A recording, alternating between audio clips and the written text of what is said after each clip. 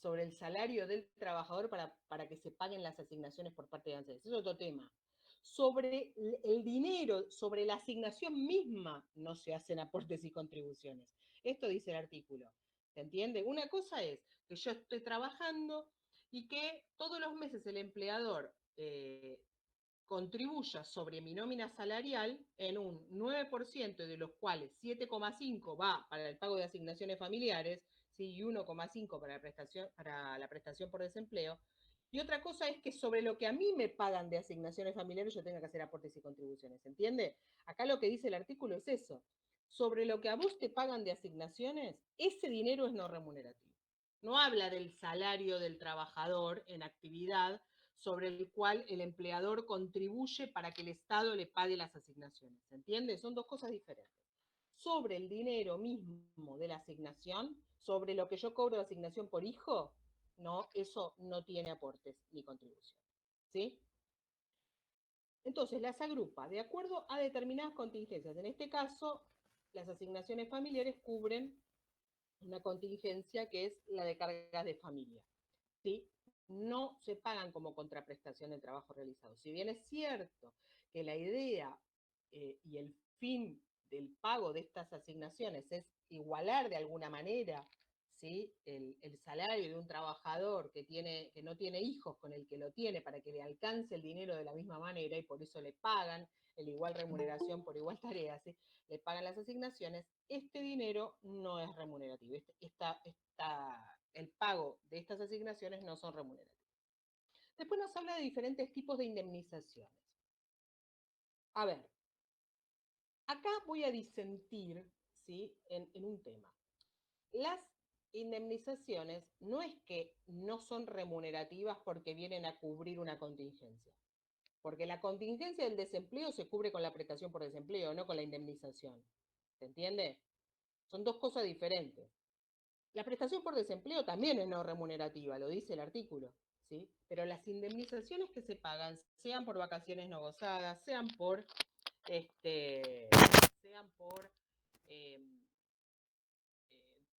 despido, sea por enfermedad, ¿sí? No son remunerativas, pero no porque vengan a cubrir la contingencia del desempleo, ¿sí? Porque no se pagan como contraprestación de trabajo realizado, justamente. ¿Mm? A ver, responden a una naturaleza jurídica diferente a la de la prestación por desempleo. O sea, esa no es la respuesta a la pregunta que necesitamos hoy. El día que veamos desempleo, diremos, bueno, a ver, ¿por qué se paga una indemnización y también se paga una prestación por desempleo? Porque cubren cosas diferentes. La prestación por desempleo cubre la contingencia del desempleo y el Estado me paga una cantidad de dinero mientras yo estoy sin empleo, y la indemnización me la paga el empleador y es una obligación que tiene por dejarme sin trabajo, ¿sí? Por violar la garantía, ¿sí? Contra el despido arbitrario que marca el artículo 14 bis. Entonces, ojo con esto. Las indemnizaciones son no remunerativas porque no se pagan como contraprestación de trabajo realizado. Las paga el empleador, ¿sí? Como una compensación, si quieren decirlo de alguna manera, frente a determinadas cuestiones. En este caso puede ser el despido frente a las vacaciones no gozadas o a la enfermedad del trabajador y lo paga la RT, ni siquiera lo paga el empleado. ¿Sí? Pero ninguno de estos conceptos se paga como contraprestación del trabajo realizado. Después habla de las asignaciones pagadas en concepto de becas. ¿Sí? Los becarios no cobran remuneración. ¿Sí? Cobran una asignación por beca. Eso que cobran todos los meses no tiene aportes y contribuciones, porque no es contrato de trabajo la beca. Entonces no se considera, no digo que esté bien, digo que no se considera remunerativo. Y después habla de, ojo con este concepto que siempre trae confusión, tampoco se considera remuneración las sumas que se abonen en concepto de gratificaciones vinculadas con el cese de la relación laboral en el importe que exceda del promedio de las percibidas anteriormente en forma habitual y regular. A ver, otra vez me dicen que se escucha bajo. A ver, ahora lo desconecté directamente. ¿Se escucha mejor? Bueno, ahí está. Yo para que no escuchen el quilombo de mi casa, en realidad. Es por eso. Es por eso que no uso el auricular. A mí me gusta más así, en realidad. Bueno, si no, sabrán disculpar. Muy bien.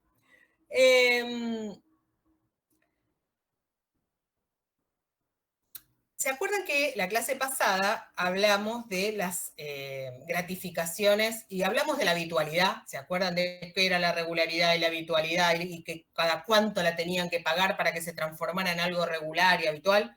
Bueno, este artículo 7, fíjense que se refiere a lo mismo. Lo que dice es, lo que es no remunerativo es ese excedente que me pagan. A ver, yo venía cobrando gratificaciones regularmente, con la regularidad que ustedes quieran, ¿sí?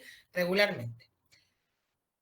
Se termina la relación laboral y me van a pagar, ¿sí? Una gratificación por el cese de la relación laboral, ¿sí? No la indemnización, una gratificación por el cese. Ahora, resulta ser que estas gratificaciones que yo venía cobrando 3.000 pesos cada 2 meses. Y ahora la gratificación que me dan por el cese de la relación laboral es de 5.000.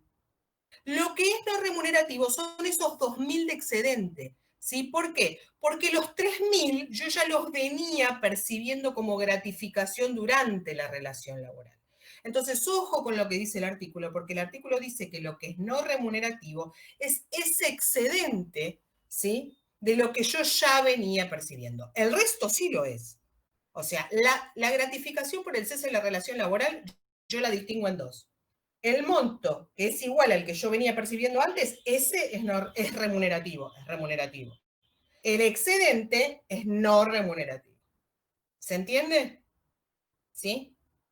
Bueno, muy bien. Profe, una pregunta. Sí. En caso de que la persona no haya cobrado una gratificación, supongamos que durante ese último año no cobró ninguna gratificación, pero al final, o sea, cuando se genera la baja, la desvinculación, deciden pagarle una gratificación. ¿Hay ¿Y que qué sería? ¿Qué sería? ¿Cómo? Si no venías cobrando nada, es no remunerativa, porque es todo excedente. Ok, bien. Toda esa gratificación que se acuerda es no remunerativa. Exacto. En realidad lo Ok. otro sí es remunerativo, porque en definitiva lo venís cobrando dentro de la relación laboral, ¿entendés? Y se considera que es una contraprestación. Por Claro. eso la parte que sí cobrabas, si es que la cobrabas, se sigue considerando dentro de ese concepto, de ese mismo concepto. Pero si no cobrabas nada y solo la cobras al cese, es todo no remunerativo, porque Bien, no cobras bien, nunca. Muy bien. bien. Gracias. Dijimos el otro día que después de ver todos los conceptos que estaban en el artículo 6, que eran remunerativos, y todos los del artículo 7, íbamos a usar 3 artículos más de la ley de contrato de trabajo que los íbamos a tener que tratar de compatibilizar con estos dos. Estos 3 artículos eran el artículo 103 bis, el artículo 105 y el artículo 223 bis, 223 bis. Les leo primero el 103 bis y lo analizamos juntos a ver si lo que dice ahí lo ponemos dentro del artículo 6 de la 24241 o lo metemos en el artículo 7, los conceptos que nombra este artículo. El 103 bis dice, beneficios sociales. Se denominan beneficios sociales a las prestaciones de naturaleza jurídica de seguridad social, no remunerativas, no dinerarias, no acumulables ni sustituibles en dinero, que brinda el empleador al trabajador por sí o por medio de terceros y que tienen por objeto mejorar la calidad de vida del dependiente de su familia a cargo. Vamos a parar acá primero. Ya de entrada el artículo me dice por qué no son remunerativos. Vuelvo a repetir, no voy a hacer un juicio de valor si deberían o no serlo, porque ahora vamos a ver y me van a decir, pero esto debería serlo. Acá el artículo ya te define por qué no son. Dice, primero no son prestaciones laborales, dice, son prestaciones de naturaleza jurídica de la seguridad social. ¿Sí? Y ya le da todas las características. Dice, no remunerativas, no dinerarias, o sea, quiere decir que no son susceptibles de apreciación pecuniaria, como dijimos el otro día, que era uno de los requisitos para considerar la remuneración, ¿sí? No acumulables ni sustituibles en dinero. Todos estos conceptos justamente nos dicen por qué lo tenemos que ubicar en el artículo 7 de la 24241 a los beneficios sociales. Y dice, y aparte, el empleador no los paga como contraprestación del trabajo realizado, sino para mejorar la calidad de vida del trabajador o de su familia. ¿Sí? Entonces, Por todas esas razones, a los beneficios sociales los vamos a ubicar en el artículo 7 de la 24241, como no remunerativos. Ahora, ¿cuáles son? Lo que voy a hacer ahora es compartirles la pantalla del artículo para que vean cómo era antes el artículo y cómo es ahora, ¿sí?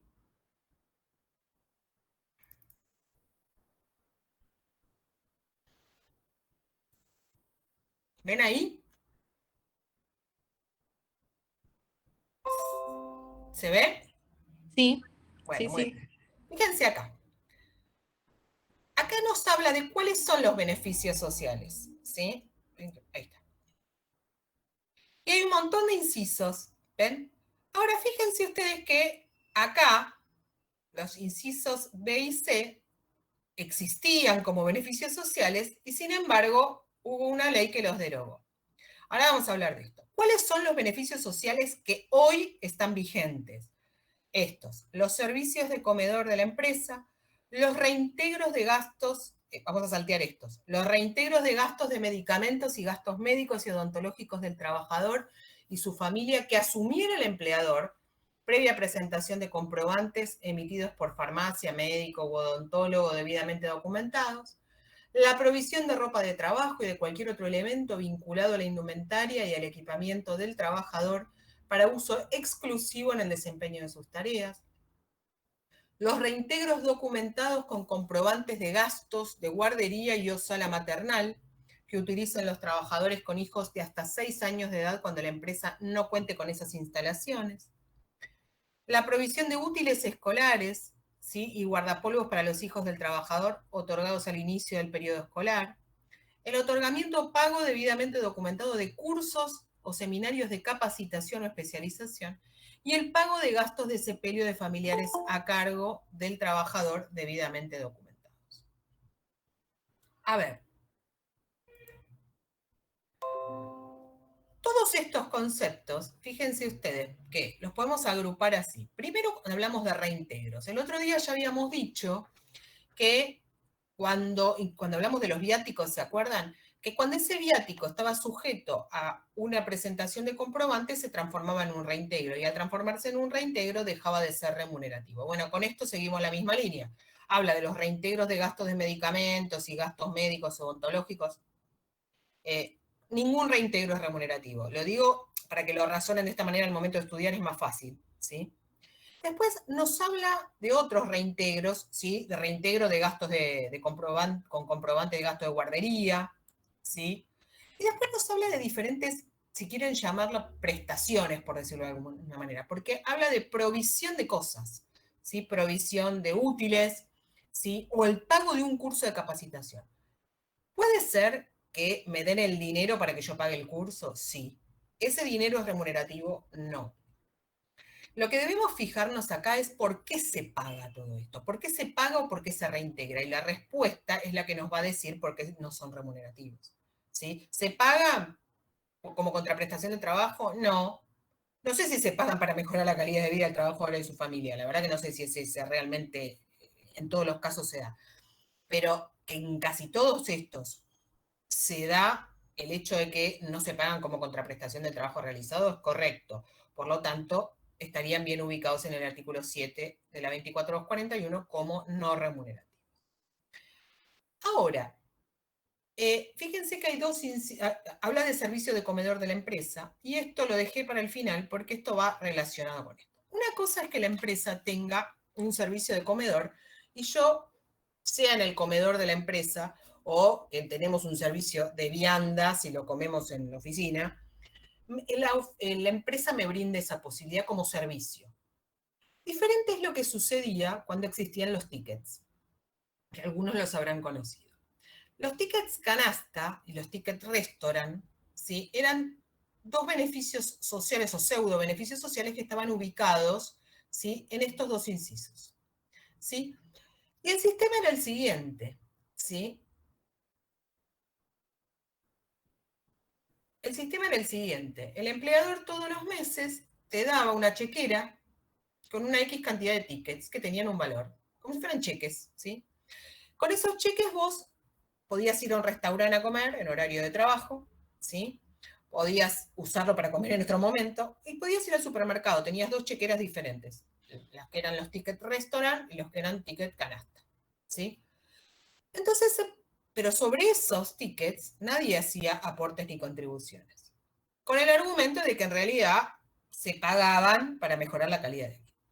Claro, pero la cuestión es que se los pagaban a todos y en realidad sí se podían sustituir en dinero, ¿sí? Y entonces cada vez era más grande la porción que se pagaba en tickets y era un intento vedado de alguna manera, o velado, de evadir aportes y contribuciones. ¿Por qué?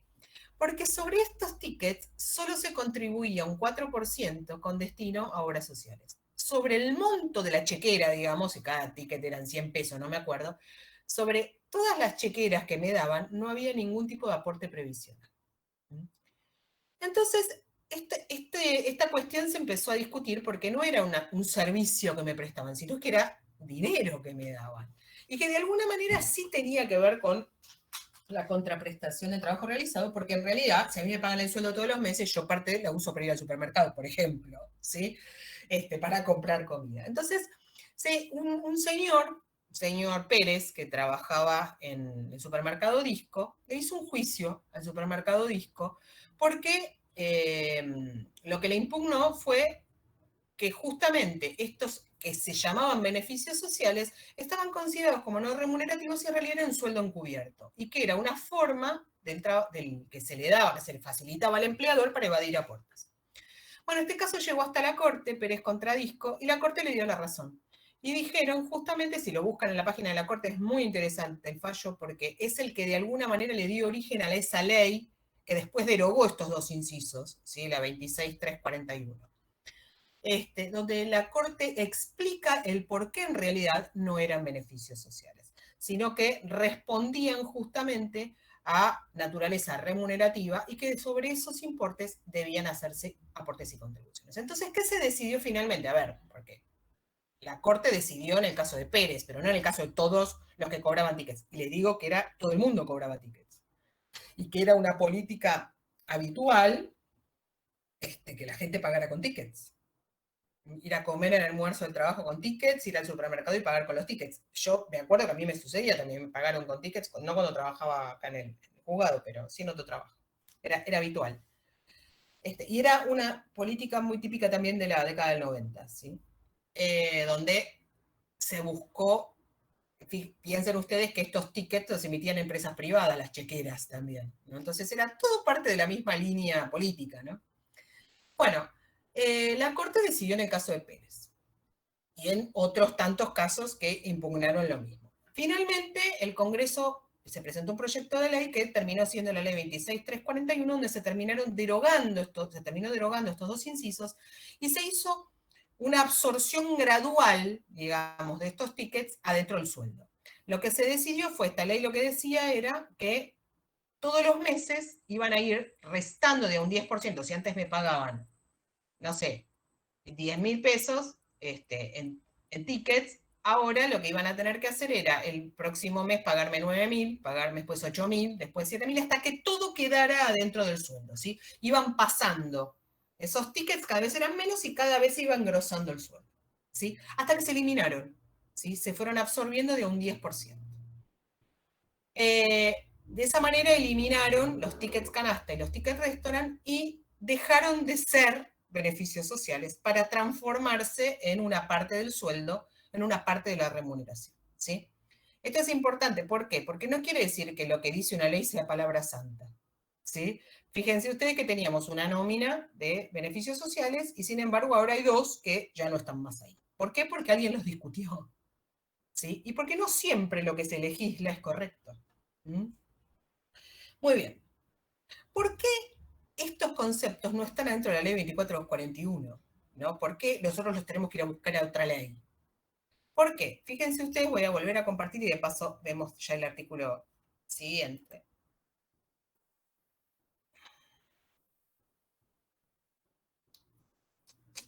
Acá.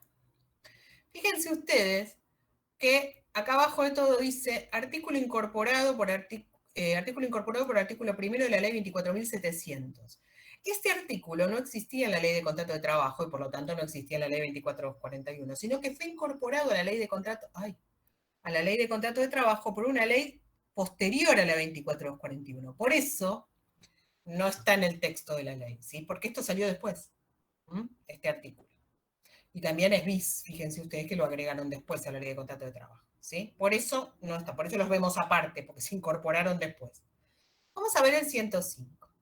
El 105 nos habla de las denominadas prestaciones complementarias. Esto también, estos tres artículos, los que vamos a ver hoy, los tres fueron incorporados, ¿sí? Después a la ley de contrato de trabajo.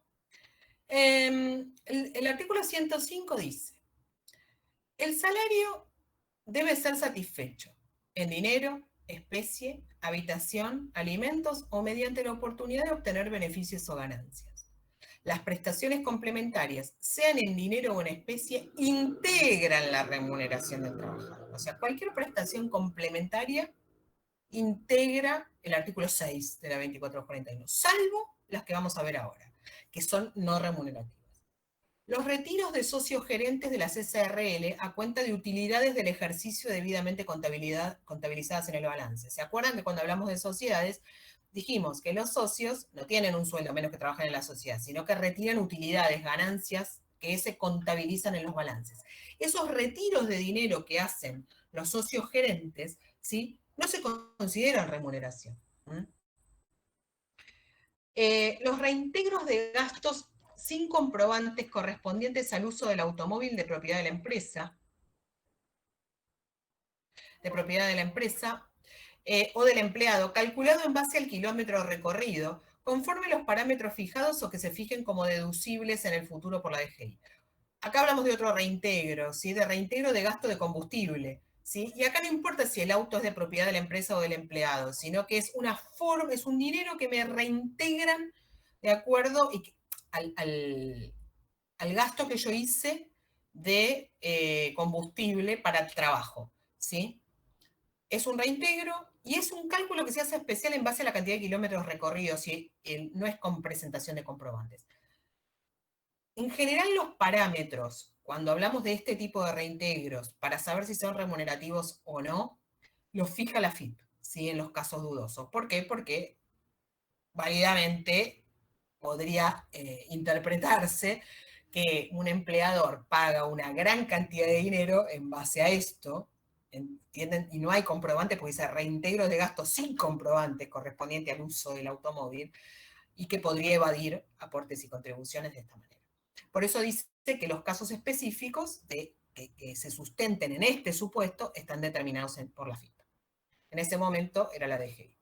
Los viáticos de viajantes de comercio acreditados con comprobantes en los términos del artículo 6 de la 2441 y los reintegros de automóvil en las mismas condiciones que las especificadas en el artículo anterior. Son no remunerativos, ¿sí? Los viáticos de viajantes de comercio siempre son no remunerativos.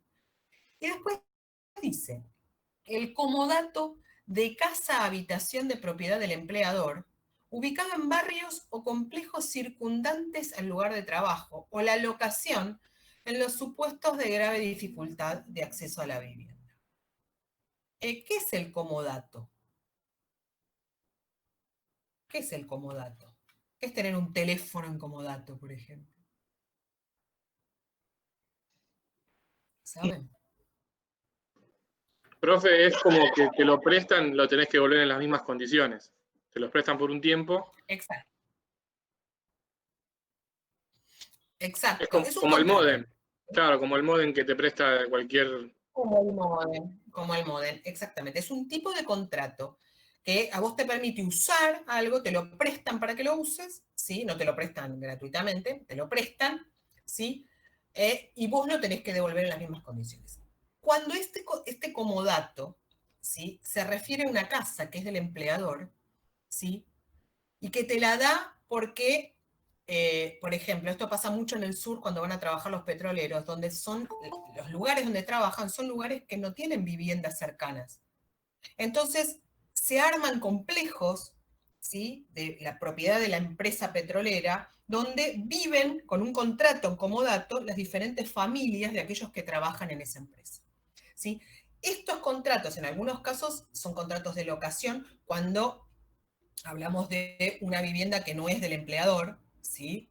Por ejemplo, me voy a trabajar a una provincia X y arreglo con el empleador que me va a pagar el alquiler de lo que yo alquile por mi cuenta, ¿sí? Yo voy a alquilar una casa, ¿sí?, pero solo en los casos donde hay graves problemas de acceso a la vivienda en esos lugares, yo puedo recurrir a estas dos cosas: a que me paguen un dinero por el comodato de la casa que me presta el empleador, o que me paguen el dinero, que me devuelvan, reintegren el dinero de lo que yo pago de alquiler de una casa que yo alquilé por mi cuenta, ¿sí?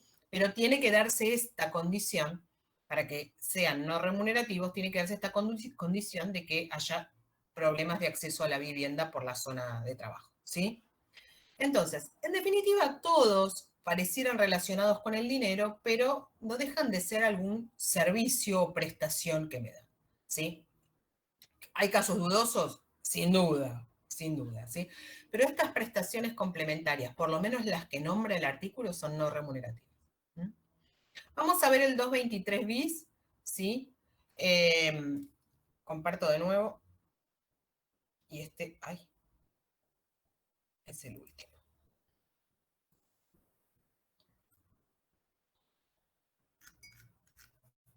Abajo.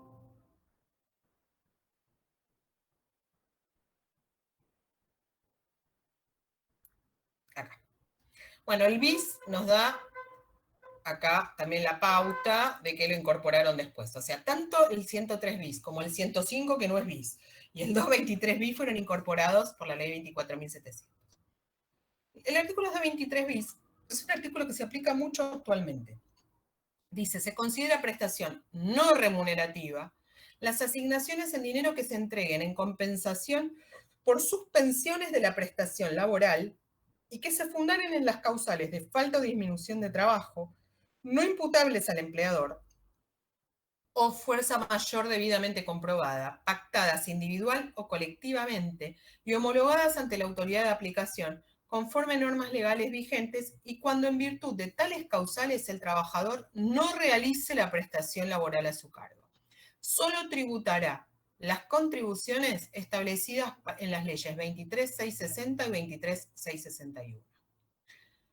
Acá este es el supuesto de cuando una empresa suspende a los trabajadores por falta o disminución de trabajo, ¿sí?, o por fuerza mayor. Pasa bastante en las automotrices esto. Y durante el tiempo que dure la suspensión le pagan una X cantidad, un porcentaje del salario. Ese porcentaje, ¿sí?, que se pacta, bueno, mientras dure la suspensión te voy a pagar la mitad del sueldo, ¿sí? No es sueldo, no es remunerativo. Es una prestación que se paga por la suspensión de la actividad laboral. Fíjense ustedes que es tremendo, porque en realidad, durante todo este tiempo que el trabajador está suspendido, cobra un dinero que no tiene ni aportes ni contribuciones para el sistema previsional, sino que lo único que tributa esta suma que le pagan es para obra social, para no perder las obras sociales. Así que es un artículo bastante complicado, ¿sí? Porque hoy por hoy, en momentos de crisis grandes, ¿sí?, en las empresas, todos aquellos trabajadores que están suspendidos durante este tiempo, digamos, no cobran estrictamente el sueldo, ¿sí?, y no tienen aportes. Estos tres artículos que vimos los tienen que complementar, ¿sí?, con el artículo 6 y con el artículo 7 de la 24.41. ¿Estamos? Después el otro día un poco hablamos de lo que es la base imponible y la renta imponible, ¿se acuerdan? Dijimos que, de alguna manera, la base imponible era justamente eso, esa porción que yo tomaba de la cual sobre la cual vamos a hacer los aportes y las contribuciones. Si hablamos de un trabajo en relación de dependencia, y base imponible es sinónimo de remuneración, ¿sí? Porque la base imponible está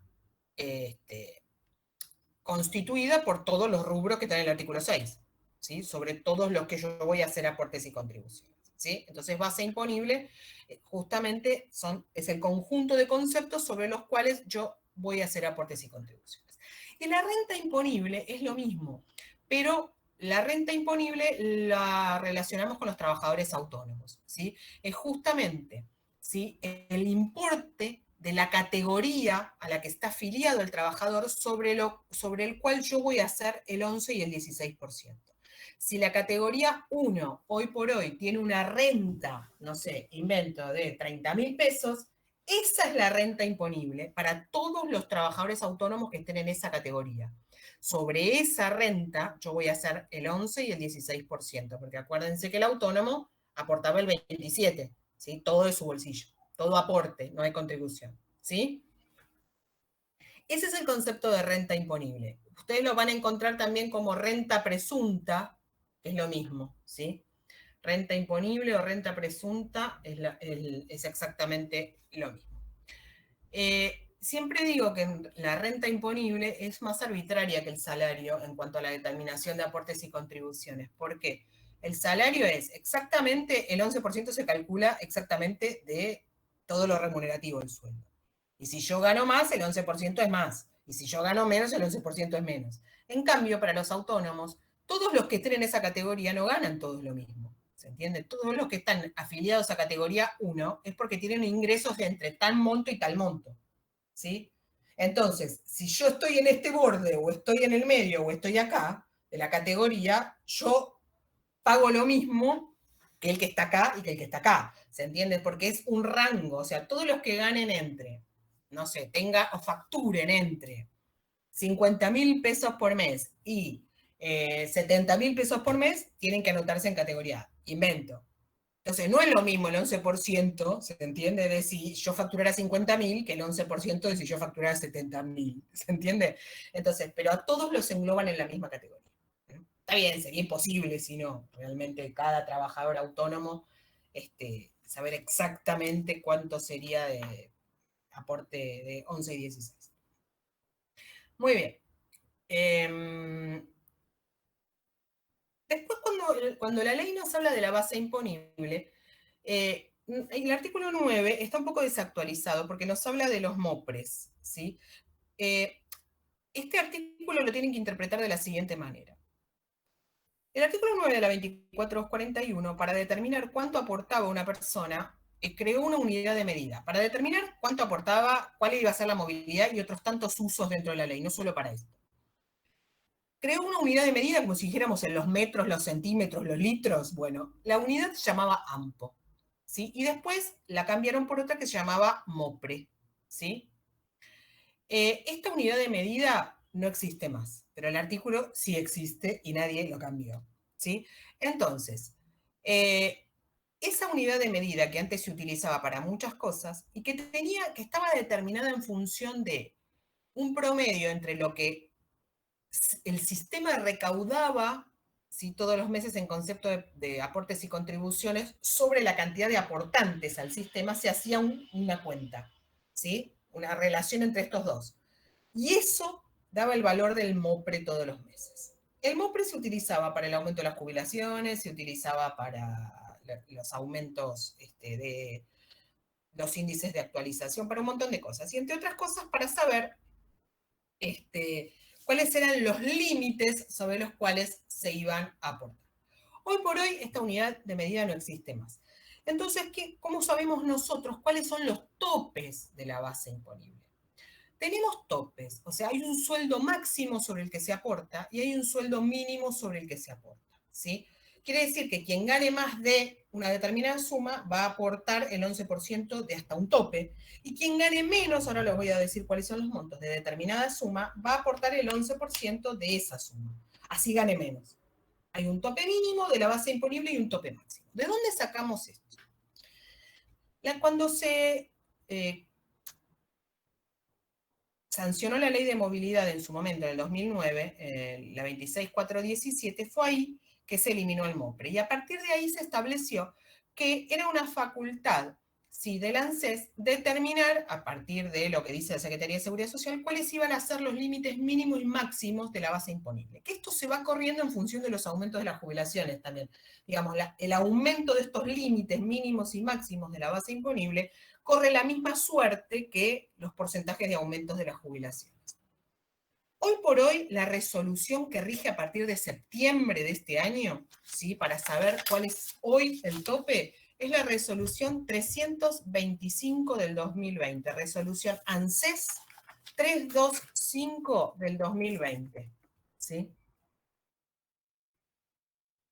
Esta resolución, fíjense ustedes después cuando la lean, le hace, en todos los considerandos, les dice cuáles son los fundamentos, ¿sí?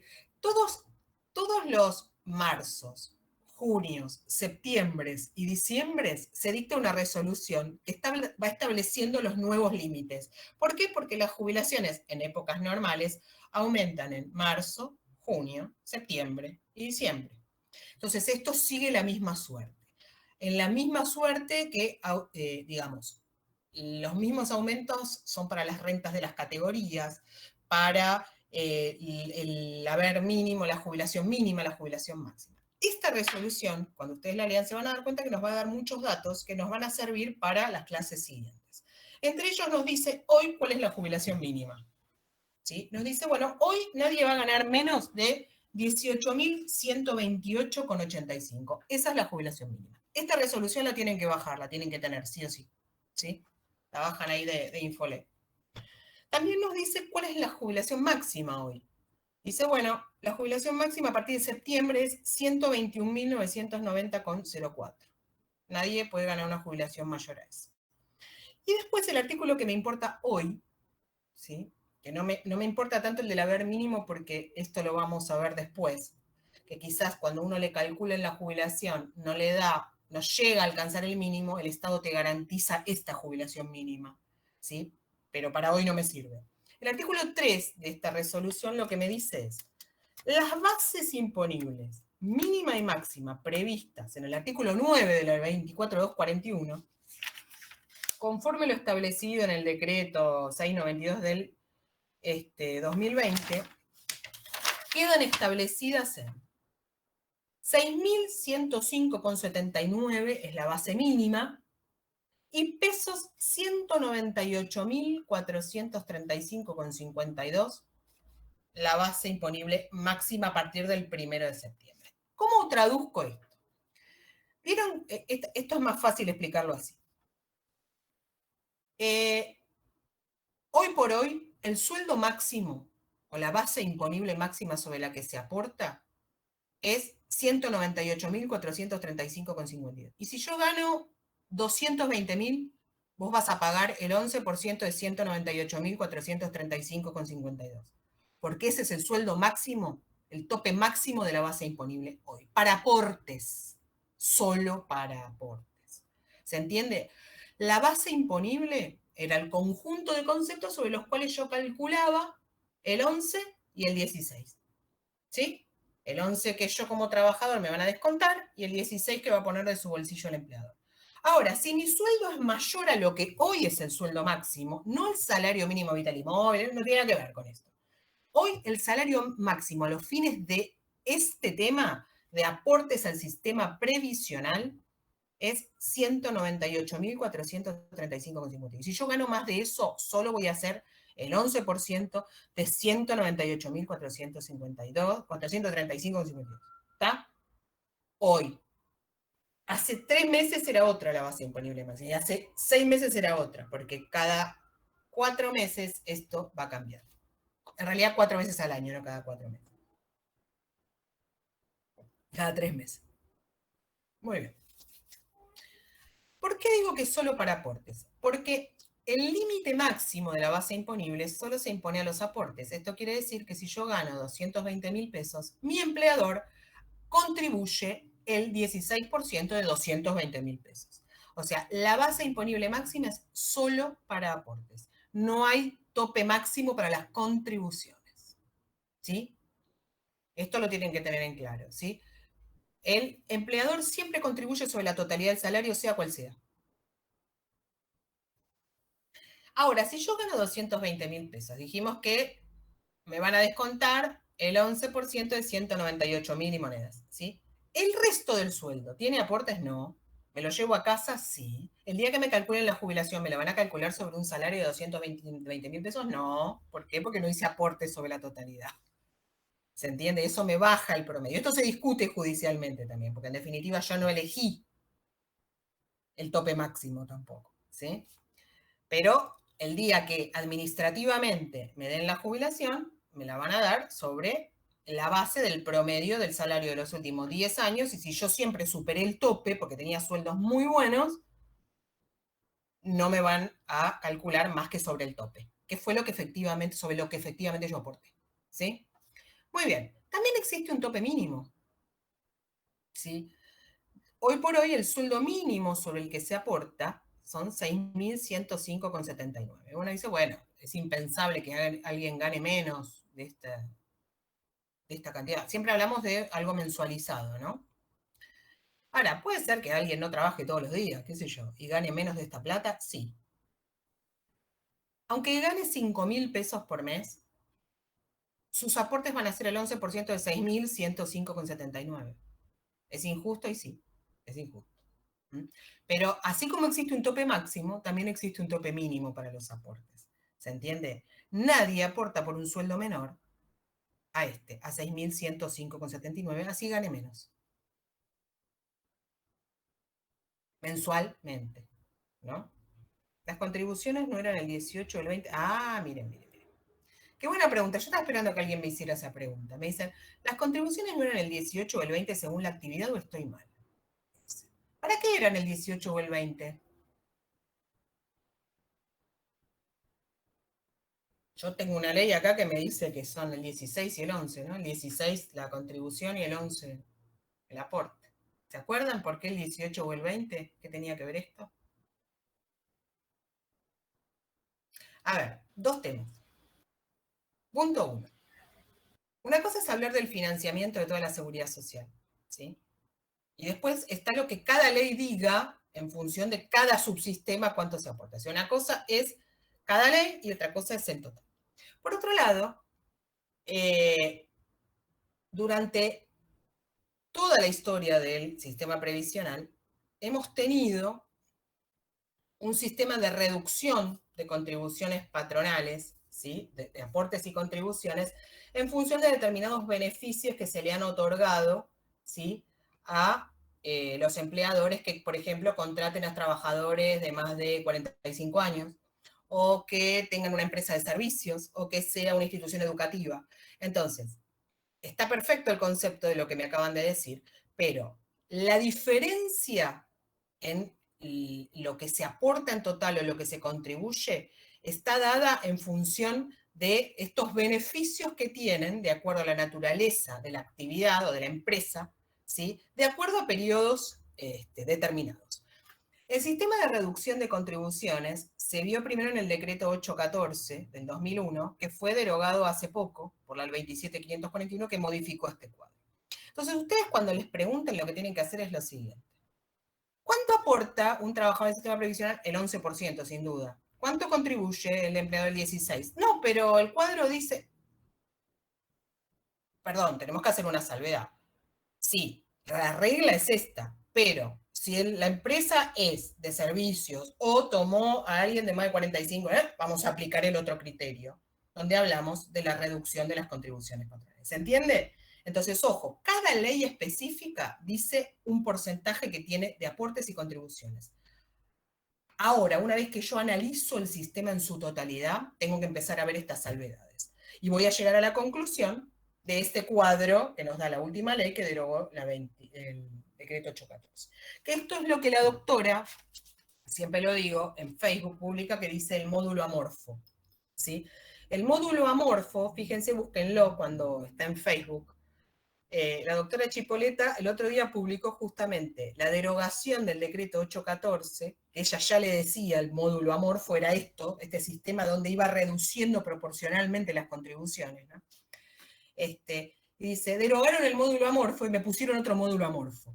¿Sí? Como que sigue existiendo, pero de otra manera. Así que busquen esa publicación que la hizo hace 2 semanas, donde van a entender mejor todavía lo que yo les estoy explicando ahora. ¿Sí? Pero una cosa es más, antes en los exámenes lo decíamos así, ojo si te preguntan cuántos son los aportes y contribuciones por ley y cuántos son por decreto. ¿Por qué? Porque eso era un decreto que establecía un sistema de reducción de contribuciones, pero cada ley específica te dice cuánto es el porcentaje normal. ¿Se entiende? Entonces, ojo si tienen alguna pregunta sobre aportes y contribuciones, ¿qué norma les citan en la pregunta? Si a mí me preguntan hoy, ¿cuánto se aporta? ¿Cuánto establece la ley 24241 en concepto de aportes y contribuciones? Yo voy a decir 11 y 16, sin duda. Ahora, si me preguntan qué dice la ley 27541, y ahí voy a hablar de esto que me dice acá el compañero, ¿sí? El 18 o el 20, ¿se entiende? Pero esto es como un sistema de reducciones proporcionales de acuerdo al tipo de empresa de la que hablemos. La regla general es lo que dice cada ley. Bueno, muy bien. Entonces, volviendo al tema del tope mínimo, dijimos que así como existía un tope máximo para los aportes, también existe un tope mínimo. Quiere decir que nadie aporta por un sueldo menor a este de 6.105. ¿Se entiende? Así gane menos. Muy bien. Esta resolución que acabamos de ver, les pido por favor que la tengan a mano las próximas clases. Así que la bajen, es una hojita nada más, porque este parámetro nos va a servir para hablar de las jubilaciones mínimas, máximas, de la PBU y un montón de cosas que vamos a ver después.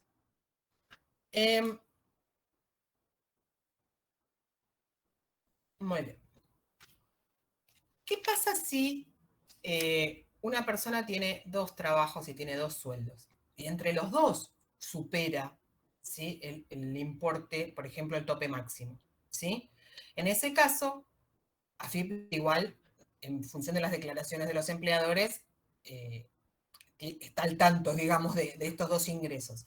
Para establecer el tope máximo hay que juntar los dos sueldos, ¿sí? Por ejemplo, yo puede ser que por separado no supere, yo tengo un sueldo de 100.000 y otro sueldo de 100.000, ¿sí? En cada uno de los trabajos no supero el tope de 198.000, pero para aplicar el tope se juntan, se suman ambas remuneraciones y sobre eso se aplica el tope. ¿Se entiende? O sea, así como si yo por separado podría no superarlo, no se hace el 11% de estos 100.000 y el 11% de estos 100.000. Se suman 100.000 más 100.000, 200.000, ¿sí? Y ahí se aplica el tope de 198.000. Y sobre eso el aporte del 11%. Siempre para aplicar el tope, cuando hay más de un sueldo, se suman ambos sueldos. Para ver si entre ambos superan el tope. Cuando es tope mínimo, no. Cuando es tope mínimo, siempre se toman por separado.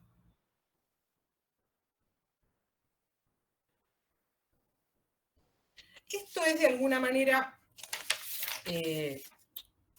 lo más importante del tema de financiamiento. El último tema importante de lo que tiene que ver con financiamiento tiene que ver con el artículo 8 de la 24241, que nos habla de la renta imponible. Si bien yo ya les dije que la renta imponible tiene que ver con, digamos, sobre qué aportan los autónomos, ¿sí? La renta de referencia que tiene cada categoría es lo que me establece, ¿sí?, sobre qué base yo voy a aportar, ¿sí? Cada categoría tiene una renta y sobre esa renta aplico el 11 y aplico el 16. Dice, bueno, ¿y una persona cómo sabe, ¿sí?, en qué categoría se tiene que inscribir? Y el artículo 8 lo que dice es lo siguiente. Los trabajadores autónomos efectuarán los aportes previsionales obligatorios establecidos en el artículo 10, el 11 y el 16, sobre los niveles de renta de referencia calculados en base a las categorías que fijarán las normas reglamentarias de acuerdo a las siguientes pautas. 1. Capacidad contributiva. 2. Calidad de sujeto o no en el impuesto al valor agregado y, en su caso, su condición de responsable inscripto, no responsable, de responsable no inscripto o no responsable por dicho impuesto. Entonces, lo que le dicen es, usted va a saber dónde se tiene que inscribir en función primero de su capacidad contributiva, ¿sí? ¿Cuánto factura usted todos los meses? Entonces, si usted factura entre tanto y tanto, va a estar, o se puede inscribir en el monotributo, ¿sí?, que ya lo hablamos de este tema, o quizás ya se va a tener que inscribir en autónomos, pero la pertenencia o no a una categoría tiene que ver con la capacidad contributiva y la posición frente al IVA, ¿sí? Si yo soy responsable inscripto frente al IVA, no puedo ser monotributista, por ejemplo, ¿sí? El monotributo no paga IVA. Entonces, ojo, ¿qué renta me corresponde, o sea, qué categoría y por ende, una vez que esté en la categoría, sobre qué renta de cada categoría voy a tener que aportar, eso me lo determina mi nivel de facturación y mi posición frente al IVA, ¿sí? Si yo voy a pertenecer a categoría 1, 2, 3, 4 o 5 de autónomos, ¿sí? Y si yo me paso de esa facturación o de esa capacidad contributiva, ¿qué va a hacer la AFIP? Me va a mandar a la de arriba, me va a recategorizar, lo mismo que hace con el monotributo, ¿se entiende? Cuando me recategorizan o me recategorizo yo, porque cambió mi capacidad contributiva, mi renta sube. ¿Por qué? Porque la categoría 2 es para la gente que factura más que la de 1. Entonces la renta va a ser mayor y en lo que yo tenga que aportar va a ser mayor. ¿Se entiende? Ojo cuando hagan las cuentas, porque si a ustedes a alguien le interesa buscar cuánto es hoy el nivel de renta de una categoría 1, 2, 3, 4, 5, que eso se encuentra en la página de AFIP muy fácilmente. Cada vez que se hace una resolución de ANSES, atrás sale una de AFIP donde dice cuáles son las rentas de cada categoría. Y ustedes hacen el 11 y el 16 del monto de la categoría 1, por ejemplo, hoy, y decir, bueno, pero esto no es, en realidad, no me da. ¿Por qué? Porque en realidad el autónomo lo que aporta es el 32%. El 11 de aporte, el 16 de cuasi contribución, pero sería aporte, y el 5 a PAMI, ¿sí? A la 19.032. Por lo tanto, el aporte total del autónomo hoy es 32%. Es un montón. La verdad que es un montón. Para sacarlo del bolsillo es un montón. Muy bien. Esto sería todo lo importante que yo necesitaría que supieran respecto de financiamiento. Una aclaración más. Necesito que vean ustedes dos artículos de la ley 24.241, que son el artículo 12 y 13. Un momentito. Yo lo puse por acá.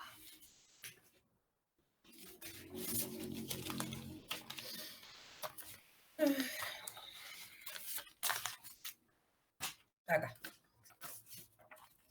Artículo 12 y 13 de la ley 24.241 que nos habla de las obligaciones de los empleadores, de las obligaciones de los afiliados y de las obligaciones de los beneficiarios hacia el sistema previsional. Todo lo que es el deber de información, el deber para el empleador de informar a sus trabajadores, de informar a la FIP las altas y las bajas, de retener los aportes y depositarlos. O sea, estos dos artículos nos hablan de todas estas obligaciones que tienen los empleadores, los trabajadores en relación de dependencia y los afiliados si son autónomos, ¿sí?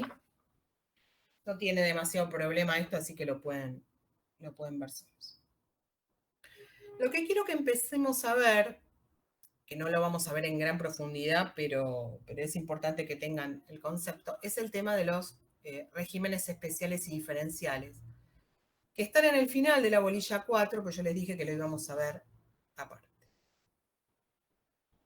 Los dejo salir un poco de financiamiento y vamos con otro tema, ¿sí? ¿Se acuerdan que antes de ver lo de financiamiento estuvimos viendo los afiliados a la ley 24.241? Cuando vimos lo de los socios, lo que eran obligatorios, los que eran voluntarios, los que eran exceptuados. Pero dijimos que había una serie de personas que quedaban afuera, ¿sí?, de la ley. ¿Por qué? Porque tenían otros regímenes, ¿sí? Y esos regímenes los vamos a diferenciar. Vamos a hablar, por un lado, de regímenes diferenciales y por otro lado, de regímenes especiales. Y ojo de no confundir.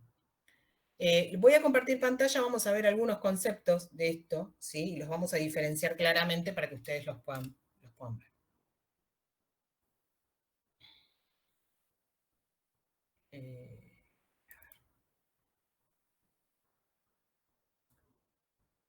¿Se ve ahí? Bueno. ¿Sí? ¿Se ve? Sí. Bueno, muy bien. Los regímenes diferenciales, ¿sí?, son aquellos que engloban tareas determinantes de vejez o agotamiento prematuro, ¿sí?, o tareas comunes pero que se desempeñan en lugares o ambientes declarados insalubres. Ojo con esto, entonces. Cuando hablamos de regímenes diferenciales hablamos de tareas, ¿sí?, insalubres o riesgosas, penosas o determinantes de agotamiento, vejez prematura o no. podemos hablar de tareas comunes, pero que se desempeñan o que se prestan en lugares que han sido declarados insalubres. O sea que los diferenciales tienen estas dos connotaciones. O la tarea es insalubre, ¿sí? Y eso hace que yo me pueda jubilar antes, porque esta tarea determina agotamiento o vejez prematura, o es una tarea común, pero el lugar donde yo trabajo está declarado insalubre por el Ministerio de Trabajo y por lo tanto voy a estar encuadrado también en un régimen diferencial. Todos los regímenes diferenciales no son iguales, ¿sí? No, cada tarea o cada régimen diferencial tiene una norma diferente que establece por qué esa tarea o ese lugar está declarado insalubre y con qué requisitos las personas que estén en ese régimen se van a poder jubilar. Hay dos características.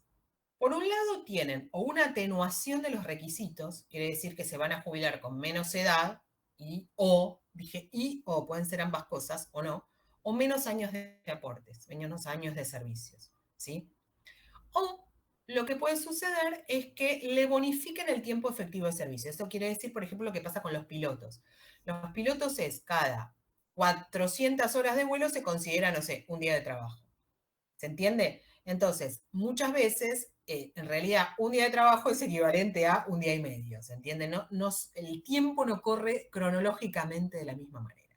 O sea, puede ser que la atenuación, sí, de los requisitos tenga que ver con, en vez de que el régimen me establezca 60 o 65 años, me digan que me puedo jubilar a los 55 porque es una tarea insalubre, y que en vez de 30 años de aportes me pueda jubilar con 25. O puede suceder que el tiempo se me compute o doble o de otra manera, que un día de trabajo no sea un día realmente, ¿sí? Sino que un día sea equivalente a un día y medio. ¿Por qué? Porque esa tarea se bonifica, ese tiempo se bonifica. Estas son las dos, digamos, de las dos maneras que se puede hacer. Voy a los especiales y después volvemos sobre esto. Los regímenes especiales ya no tienen que ver con que la tarea pueda ser insalubre o el lugar sea insalubre, sino que se llaman especiales por la naturaleza o relevancia de la actividad, ¿sí? Puede ser una de las características. En general, son actividades que se desarrollan en la órbita estatal. Por ejemplo, el régimen de diplomáticos, por ejemplo, el régimen previsional para investigadores del CONICET, por ejemplo, el régimen previsional de los docentes nacionales, por ejemplo, el régimen del Poder Judicial. ¿Sí? Esta puede ser una de las formas de considerar los regímenes especiales. También pueden llamarse especiales no por el tipo de tarea o relevancia de esa actividad, sino porque sus trabajadores tienen alguna particularidad. Por ejemplo, pueden ser el régimen previsional para los no videntes, ¿sí? Para aquellos que se llaman, que no me gusta la denominación, pero el régimen se llama así, se llaman minusválidos. Que las características de la persona hagan que sean encuadradas en un régimen especial por una ley diferente al régimen común que sería el de la 24/40. En general, sea por la naturaleza o relevancia de la actividad o por la particularidad de los trabajadores, el legislador eligió darle un tratamiento especial y sacarlos del régimen general, que hoy el régimen general es la 24/41, antes era la 18.037, ¿sí? En general, estos regímenes tienen aparte la particularidad, no todos, pero en general tienen sus propias cajas. Es lo que pasa con las Fuerzas Armadas. ¿Sí? Digo que no es excluyente porque no pasa en todos los casos. Por ejemplo, en el régimen de CONICET le pagan CES, no tienen su propia caja, ¿se entiende?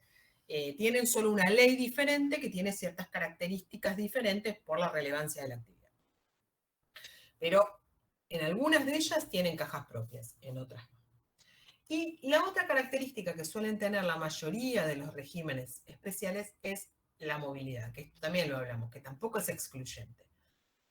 En general, la mayoría de estos regímenes tienen una movilidad directamente atada al salario de actividad. Cada vez que aumenta el salario de actividad, se aumenta la jubilación o la prestación de quien es pasivo, ¿sí? Puse no excluyente porque no pasa en todos los casos tampoco, pero en la mayoría de ellos sí. Es el famoso 82% móvil o 85% móvil. Estas son como las diferencias sustanciales entre lo que serían regímenes diferenciales y especiales. Vamos a ver un poquito los diferenciales. Miren, yo les quiero mostrar esto. Y acá les puse vigencia. Porque esto es la sensación que te da cuando estudias los regímenes diferenciales. Que en realidad no sabes muy bien hoy por hoy dónde estás parado. Esta es la sensación. Van a ver que después que los veamos, ustedes me van a decir que tenía razón, esa imagen lo grafica bien. ¿Sí? ¿Por qué? Porque hay una realidad que aplica tanto a los regímenes especiales como a los diferenciales. Todos los gobiernos, cuando asumen dicen que los van a derogar todos. Los diferenciales, los especiales, porque son de privilegio, los otros porque no se sabe, porque son todos quedan en la misma bolsa, y nadie termina derogando nada. Pero todos intentan, y con este intento lo que generan es confusión, porque en definitiva terminamos sin saber cuáles están vigentes y cuáles no. Vamos a hacer un poquito de historia, así brevemente, para ver si podemos sacar alguna conclusión de este camino sinuoso que tenemos, ¿sí? Vamos a hacer una historia desde acá, ¿no? Desde el 91 para acá, porque si no nos vamos muy lejos. Solo voy a decir anterior al 91 que la mayoría de los regímenes diferenciales, ¿sí?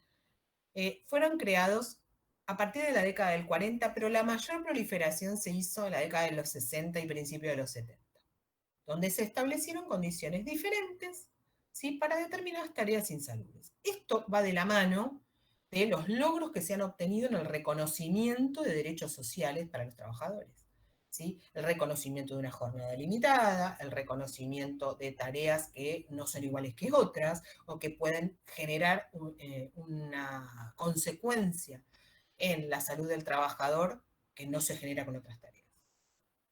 Tenemos que hacer una diferenciación acá. Vuelvo a decir lo mismo que dije cuando hablamos de financiamiento.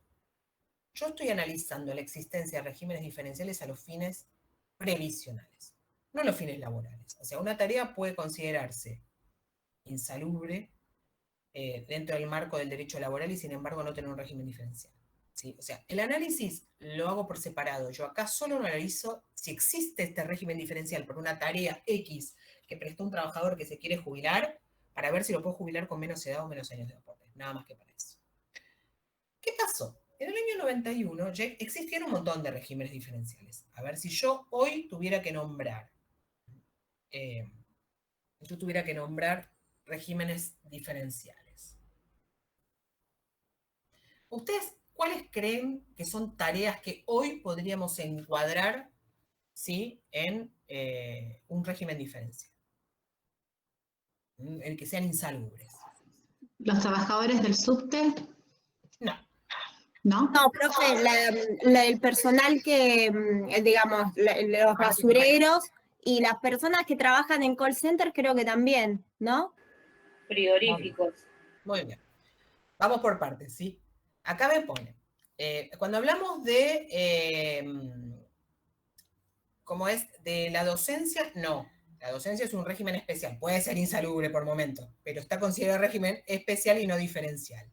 El hecho de que se jubilen antes no tiene que ver con la insalubridad, ¿sí?, sino que tiene que ver con la relevancia de la tarea, ¿sí? No está catalogado como un régimen diferencial a los fines previsionales, ¿sí? Después me dicen la construcción. La construcción sí, pero es un régimen especial, no diferencial, porque también tiene un régimen aparte, ¿sí? No es que se jubilan antes, tienen un régimen directamente aparte porque es una tarea completamente diferente. Después me dicen, los radiólogos, tampoco. El call center sí, pero después les voy a decir cuál es hoy por hoy el régimen al que van atados. Que en un principio el régimen de lo que hoy sería el call center solo estaba reservado para mujeres. Era un régimen donde hablaba de las operadoras telefónicas. Y era un régimen diferencial que está vigente hoy, que solo se refiere a las mujeres, porque era una tarea que los hombres no hacían. Fíjense, ¿no? Que siempre suele ser al revés. Este era un régimen diferencial solamente reservado a las mujeres. ¿Frigoríficos? Sí, muy bien. No todos los que trabajan en un frigorífico.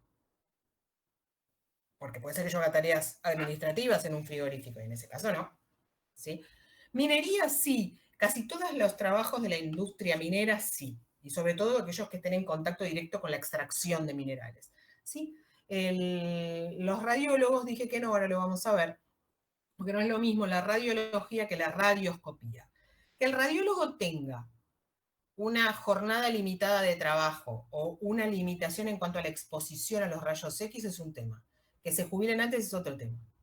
¿Sí? Hay una limitación, un cuidado del trabajador a nivel laboral, pero eso no quiere decir que se considere que se tienen que jubilar, ahora digo lo del subte, que se tienen que jubilar antes. Lo mismo digo con el subte.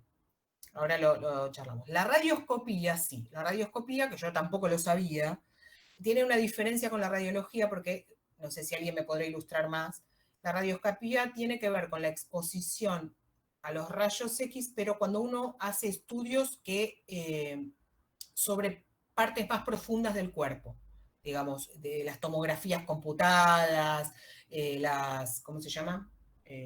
No la tomografía, la otra. No me sale. Bueno, la resonancia magnética, ese tipo de cosas. ¿Sí? Las radiografías, aquí el que hace radiografías no se considera, ¿sí? No está dentro de lo que es la radioscopía, sino radiología. La radioscopía está reservada para aquellos que hacen otro tipo de estudios de imágenes sobre partes más profundas del cuerpo.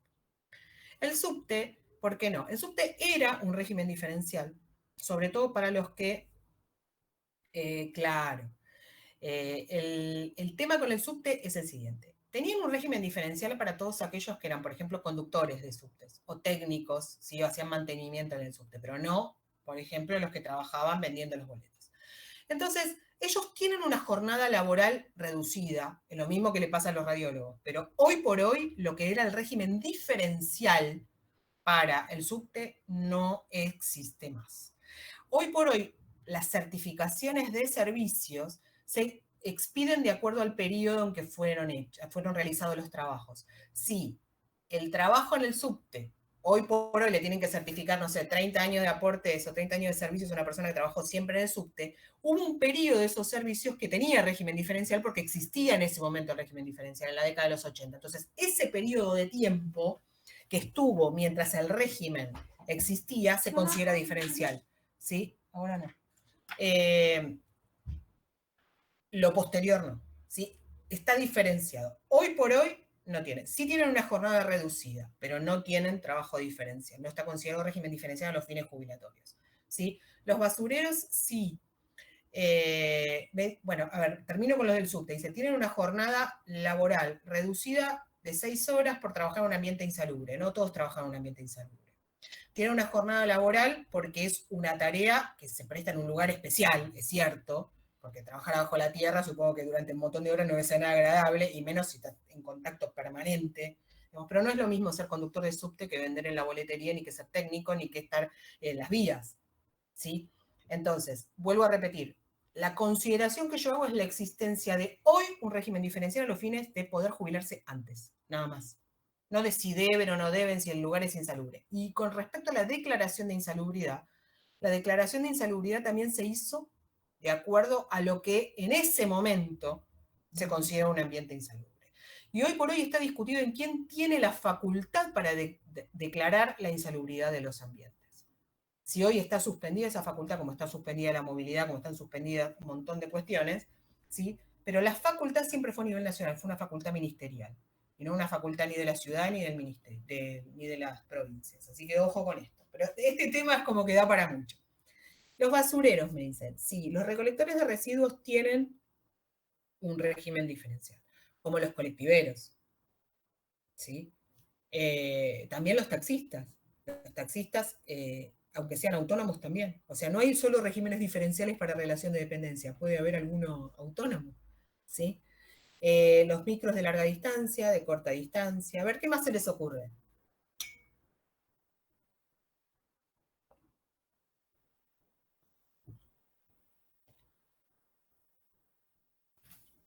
¿No se les ocurre ninguna actividad más? Voy a enchufar la computadora. ¿No? Bueno, los boca de pozo, petroleros, los de la industria del calor también, la electricidad. Los portuarios, algunos portuarios sí.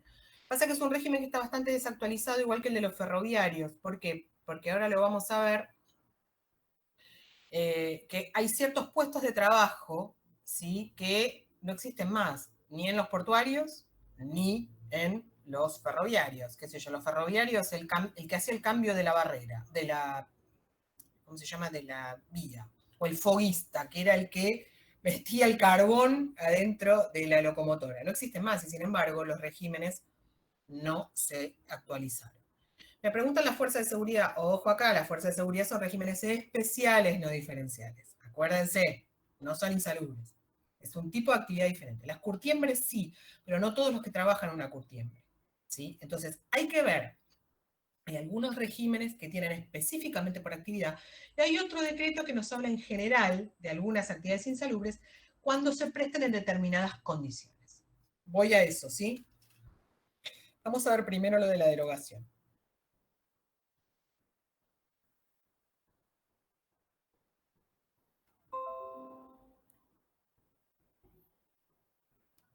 ¿Se ve ahí? ¿Sí?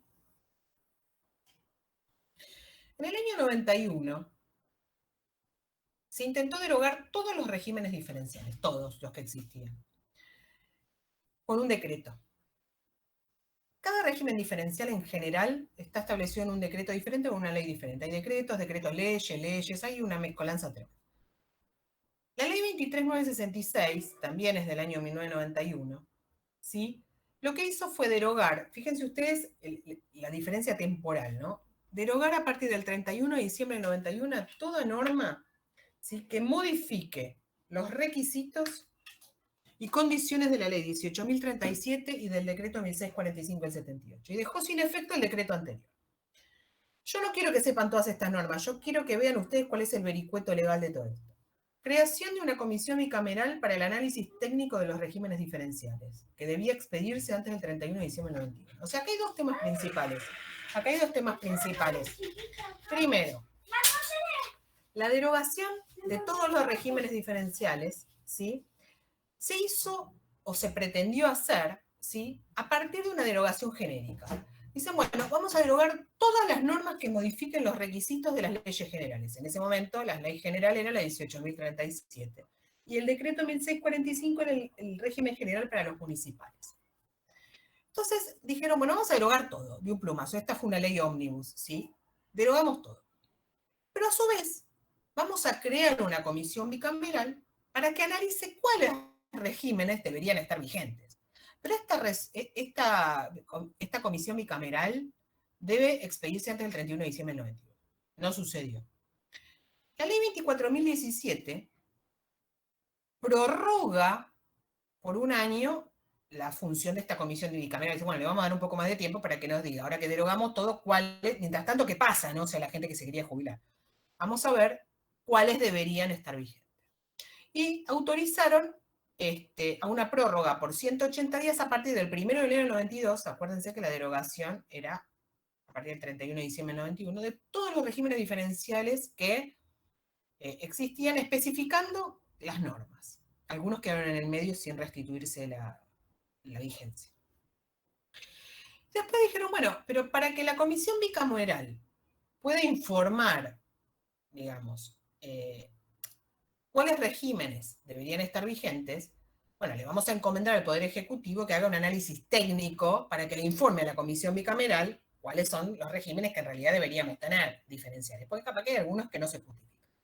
Y suspendió por 180 días la facultad del Poder Ejecutivo de crear nuevos regímenes diferenciales y de declarar la insalubridad de los lugares de trabajo. Seguimos con la historia. Siguió un año más. Se prorrogó a partir del 1 de enero del 93 la vigencia de los regímenes diferenciales que estaban establecidos en la ley anterior. A su vez, en el 92, también se creó una comisión en el Ministerio de Trabajo para asesorar al Poder Ejecutivo para ver qué tareas debían encuadrar en los regímenes diferenciales. No termina todo acá. Yo quiero que lleguemos acá, que esta es la parte importante. El artículo 157 de la 24.241, una vez llegamos al año 94, y el pescado sin vender, seguimos todo igual, tiene dos textos. En el texto original de este artículo 157, Lo que dice es, se faculta al Poder Ejecutivo a proponer dentro de un plazo de un año a partir del 18 de octubre del 93, que fue cuando se publicó la ley, un listado de actividades que impliquen riesgo o agotamiento prematuro para que se proceda a su tratamiento legislativo. A ver si tienen que tener régimen diferencial o no.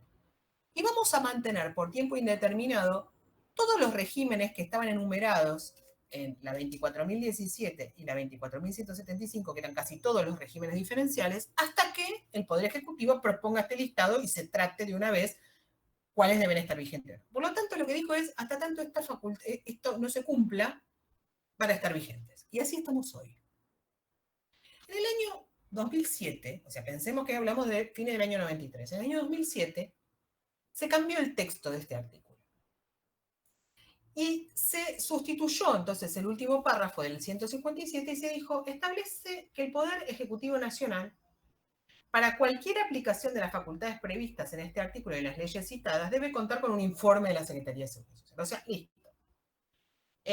Para que el Poder Ejecutivo pueda proponer el listado de actividades para que el Congreso se fije si tienen que tener un régimen diferencial, tiene que tener un informe previo.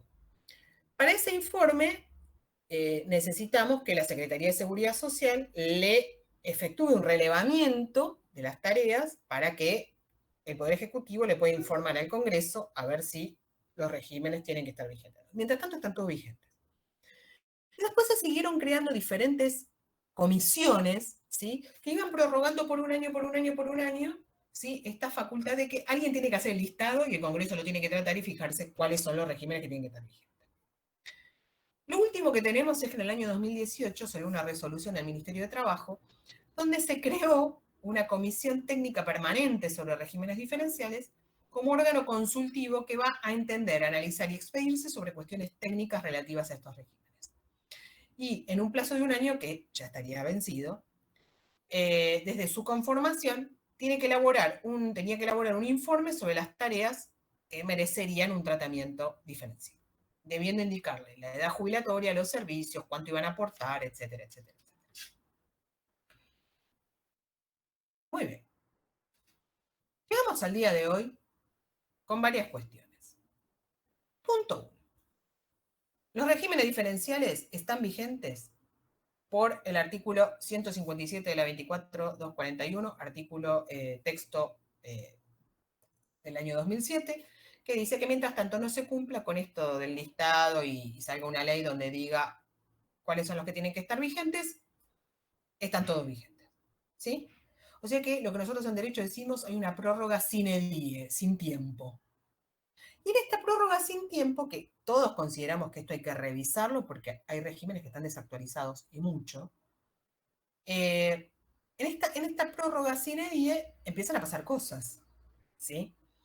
Nadie cumple con lo que tiene que cumplir, y los regímenes siguen vigentes, y hay gente que en realidad necesita que su actividad sea incluida en nuevos regímenes y sin embargo esto no se realiza. ¿Cuáles son los parámetros a considerar entonces para saber cuáles serían los regímenes diferenciales? O la tarea, dijimos que tiene que ser riesgosa, penosa o determinante de agotamiento de vejez prematura, o si la tarea no es así, debe haber sido realizada en lugares o ambientes declarados insalubres.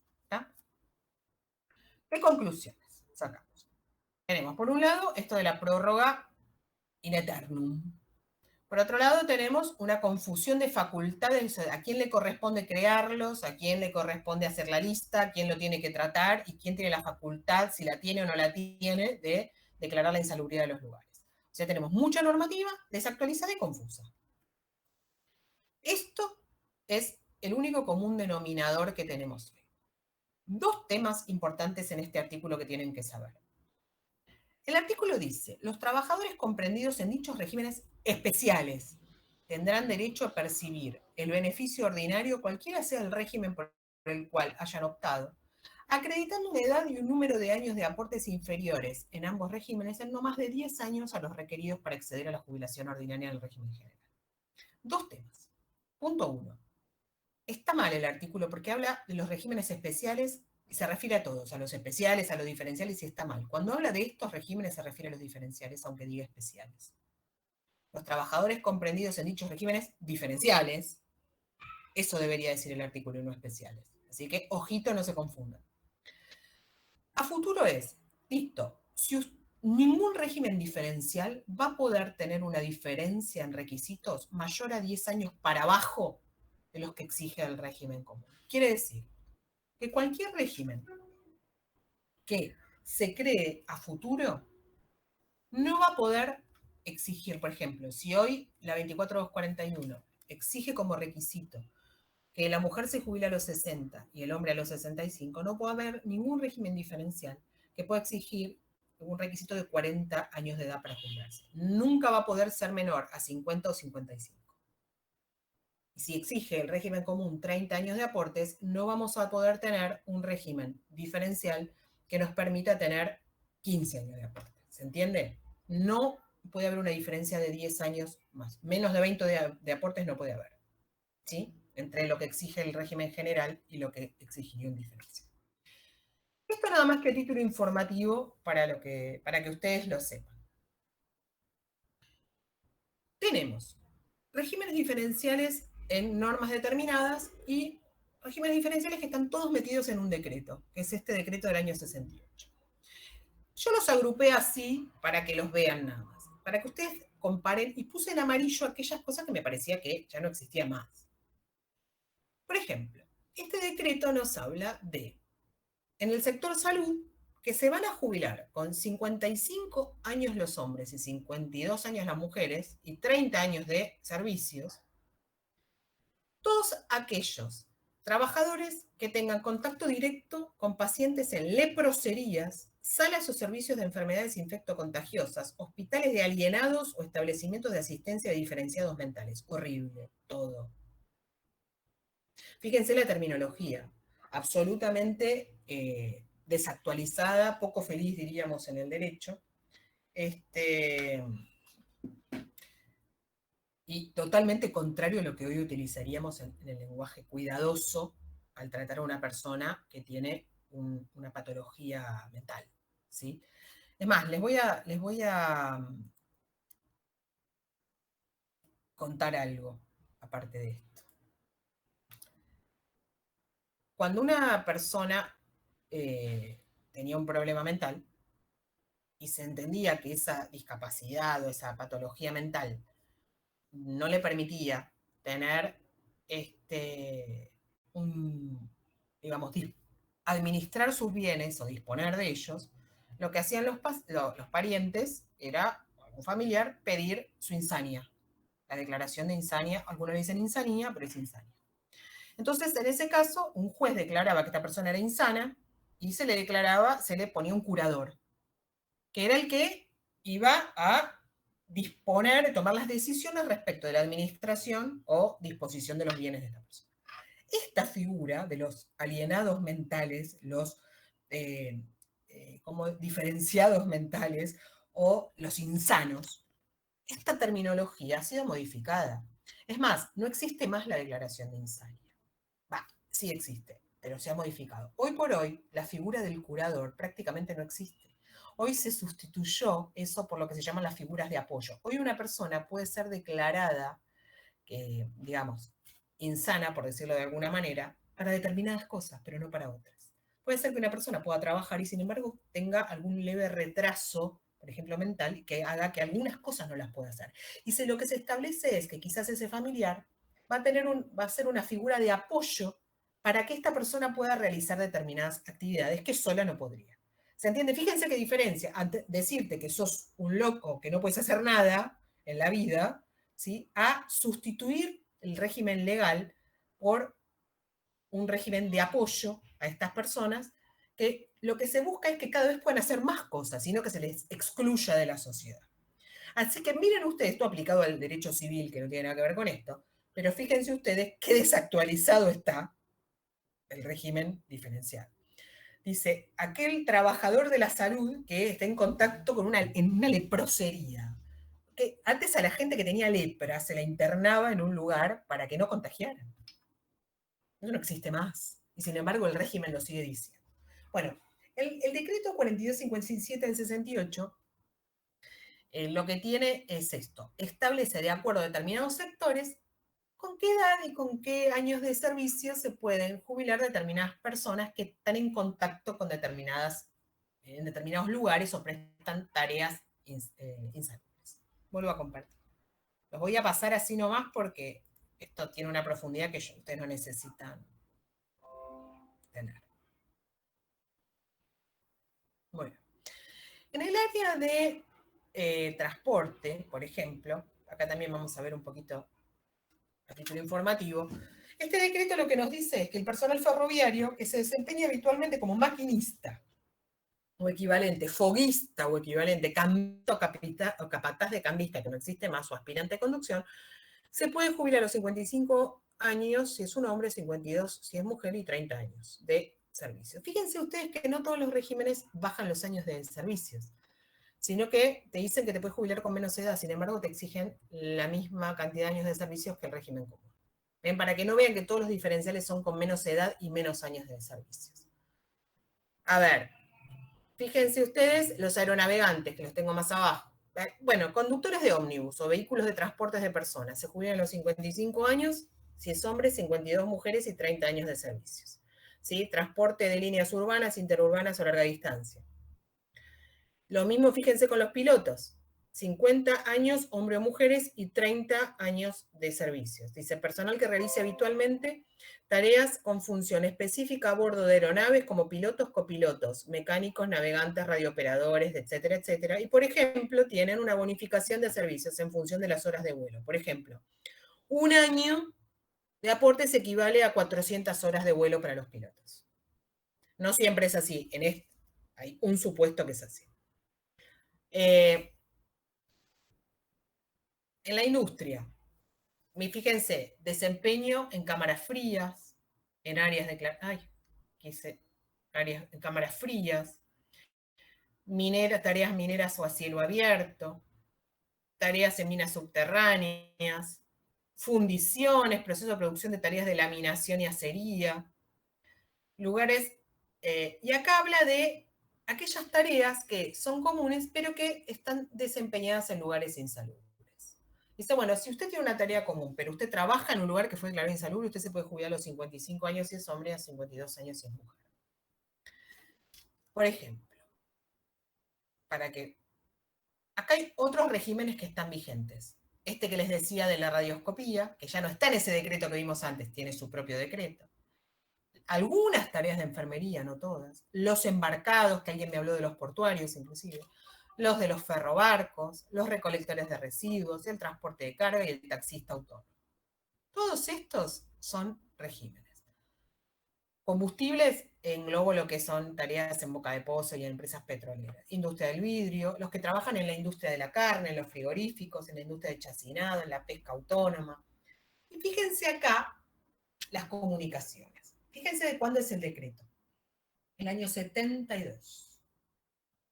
Y hablaba de operadoras telefónicas, solo mujeres. Era una tarea reservada solo para mujeres. ¿No? Acá hay una discriminación invertida, tendríamos acá. Después tenemos otros decretos que nos hablan de algunas actividades que se hacen en contacto con alta tensión. No todos los que trabajan en una empresa eléctrica tienen tarea insalubre. Después hablan, en el ámbito de la ciudad de Buenos Aires, tenemos el ballet estable del Teatro Colón, los cantantes líricos del Teatro Colón, ¿sí? Esos son los que más o menos tenemos en vigencia. ¿Cómo son los aportes hoy por hoy de un régimen diferencial? Son iguales que los del régimen general, aportan la misma cantidad del 11%, ¿sí? Y ahora les explico por qué. Después tenemos las contribuciones, son superiores a los de los regímenes comunes.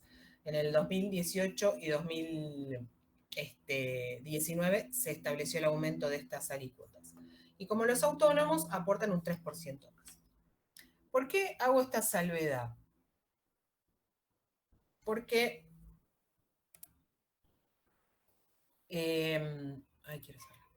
¿Por qué? Durante muchos años los regímenes diferenciales aportaron siempre más, un 2% más que el régimen común. Sin embargo, eso se abandonó.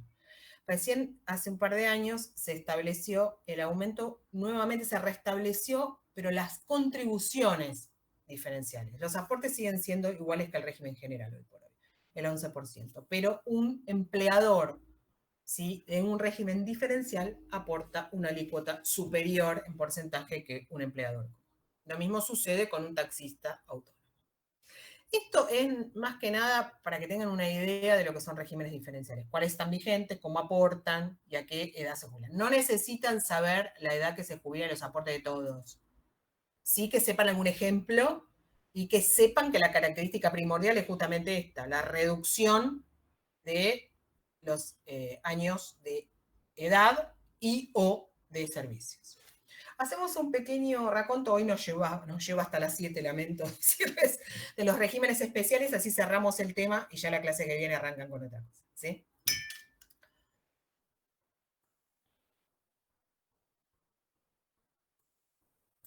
Muy bien. Esto no.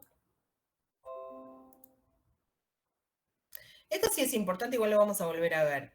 Cuando una persona se jubila por un régimen insalubre, diferencial, no puede volver a trabajar en otro régimen insalubre, ni en el mismo ni en otro. Porque si el razonamiento es que si yo me jubilo antes, porque mi tarea es determinante de agotamiento o vejez prematura, yo no podría reingresar a la actividad en otro régimen que se supone que también hace que yo me jubile antes. Es ilógico. Sí puede reingresar en tareas comunes. Por ejemplo, un colectivero puede volver a ser colectivero en otra línea, no una vez que se jubila, no. Sí puede ser inspector. ¿Por qué? Porque el inspector de la empresa de colectivos no tiene tarea insalubre, no tiene régimen diferencial. ¿Se entiende? Digo, esa tarea, o puede ser que se ponga un negocio, ¿sí? No es lo mismo. Lo que no se puede es volver o ingresar a otro régimen diferencial. Lo que sí o sí, para que una persona encuadrada en un régimen diferencial pueda gozar de la jubilación, tiene que cesar, sí o sí, no puede seguir trabajando en el mismo régimen, ¿sí? Tiene que pasar a ser jubilado. Los regímenes especiales. Dijimos entonces que teníamos dos categorías, los que tenían que ver con las características especiales de los trabajadores, independientemente del tipo de tareas, y los que atienden el tipo o la relevancia de la tarea, ¿sí? Acá también tenemos prácticamente las mismas normas, ¿sí?, que nos pasó antes con los regímenes diferenciales. En el año 91 los quisieron derogar todos. Pero algunos se salvaron, otros no, y algunos están vigentes a medias, ¿sí? No existían tantos regímenes especiales, pero sí existían más de los que tenemos ahora, ¿sí? Hoy por hoy los que subsisten son el régimen especial para científicos, técnicos e investigadores de determinados organismos, que son el CONICET, el INTA, el INTI, el Instituto Nacional del Agua, la Comisión Nacional de Energía Atómica, o sea, todo este tipo de organismos, el régimen especial de guardaparques nacionales, el régimen especial para funcionarios del servicio exterior, o sea, diplomático, y hasta ahí no más, y el régimen de los docentes y del Poder Judicial.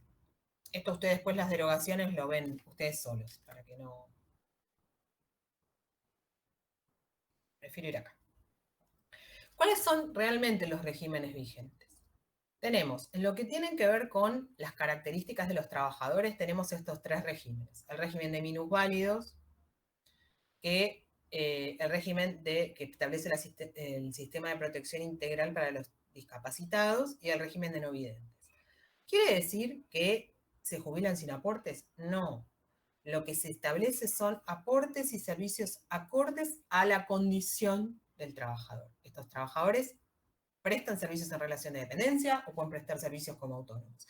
Pero por esta característica que tienen, de acuerdo a su discapacidad o su característica especial, se les establecen requisitos diferentes, ¿sí? O no necesariamente atenuados, ¿sí?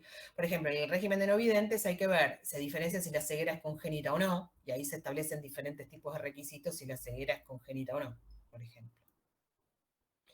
En cuanto a la tarea, los regímenes vigentes son los regímenes de las Fuerzas Armadas y de Seguridad, algunas asignaciones mensuales vitalicias para algunas jerarquías eclesiásticas, ¿sí?, del culto católico, El régimen previsional para el servicio exterior de la nación, dijimos, los diplomáticos. El régimen previsional para investigadores científicos y tecnológicos. El régimen previsional para el personal docente nacional, que es para docentes primarios, secundarios, terciarios no universitarios. El régimen previsional para los magistrados y funcionarios del Poder Judicial, del Ministerio Público de la Nación y de la Fiscalía Nacional de Investigaciones Administrativas, y el régimen previsional para docentes universitarios. Lo que más me importa acá que veamos son algunas características que tienen que ver con la diferencia entre el de docentes universitarios con el de docentes común y con este, ¿no? Y no mucho más. A ver, voy a dejar de compartir porque esto ya no es importante. ¿Cuáles son las características importantes?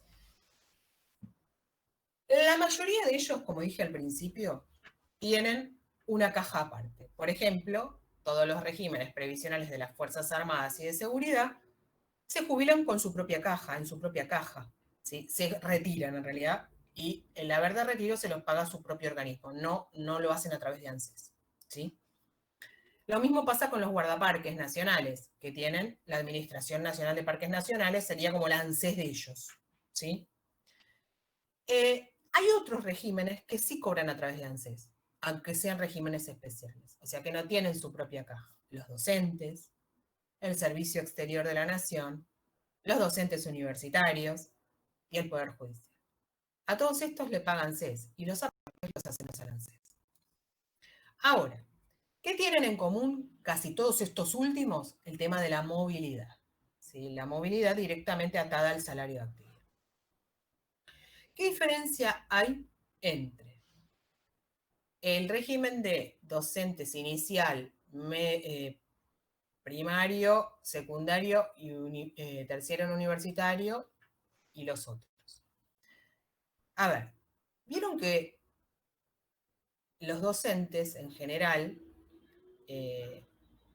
cuando hablamos de docentes universitarios hablamos de dedicación exclusiva, no exclusiva y todo esto. Bueno, el régimen de docentes nacionales, que es el de la 24.016, se aplica para los colegios que están incorporados a la enseñanza oficial, ¿sí? O sea, son las escuelas estatales, pueden ser del gobierno de la Ciudad de Buenos Aires, ¿sí? O de cualquier provincia que esté incorporada a la nación, que haya transferido su sistema a la nación, como vimos el otro día, ¿sí?